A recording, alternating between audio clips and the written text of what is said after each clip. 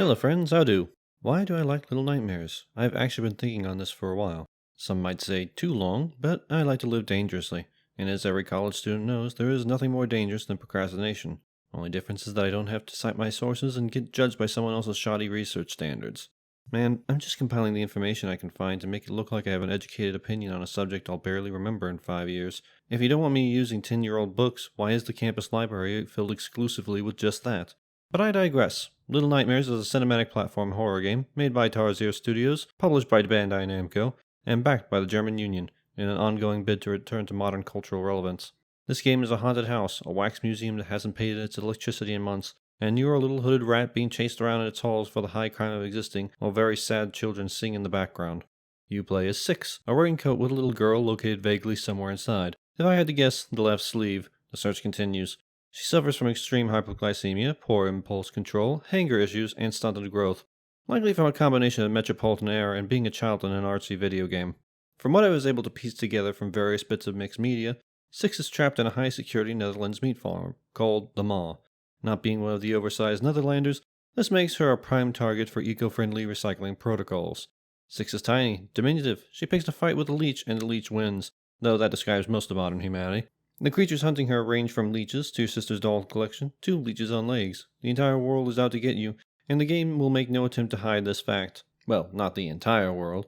There are the gnomes, shriveled childlike mushroom people that look like they were molded from newspaper clippings and paste. Honestly, whenever one appears on screen, the game suddenly becomes less scary and more somber or playful, as though their very existence, while slightly goofy, is a tragic truth. Or maybe I just read too much into it. You usually find them in little hidey holes near save points, or up to childlike mischief, and the game feels very warm in these moments, like the brief companionship chases the darkness away. This is offset whenever you see other children in the game. Most of the children you find are in what I would understatedly describe as very bad situations. Unlike the gnomes, who seem to have some life to them, the children have a constant sense of depressed stillness and resignation, which isn't surprising when you figure out why they were brought here. The gameplay is of the push right to proceed variety, with a lot of climbing and jumping. I hesitated to call it a platformer as I did before. It would be more accurate to call it a survival scamperer. You often have to analyze the danger presented to you and figure out how to get around it, walking off soft flooring, wait until the guy isn't looking, make a noise and draw the monster away, throw an item at a button, that sort of stuff.